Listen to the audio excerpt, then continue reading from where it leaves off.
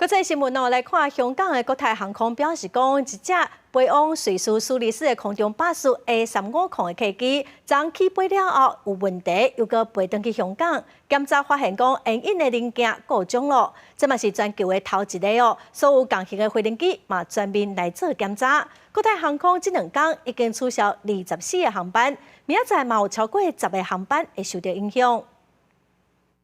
国泰航空一台空中巴士 A350客机，本来8月要飞苏黎世，不过也未完成12点钟久的飞行，是伫空中熄2轮了就搁飞转去香港。伫咧起飞了差不多75分钟，安全降落。国泰航空随后发表声明讲，经过检查了发现因的零组件故障，爱换是全球第一例。所以将会对所有的48台 A350客机进行彻底调查，也代表有一寡飞机就要停飞几落天。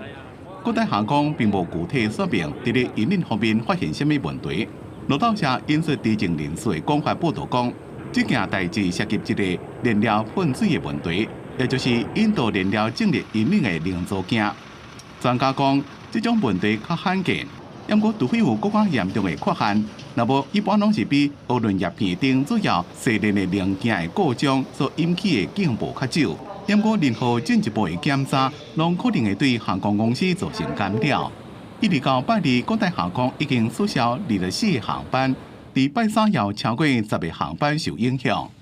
因若飞转去这台航班是 A350-1000，是较大型的机型。是用英国的引领供应商劳斯莱斯上大的民用喷射机发动机 XWB-97，因若 A350-900是用 XWB-84发动机。这个消息也予劳斯莱斯伫咧伦敦交易所的股价不动跋8.2%，是2年来上大的跋拔。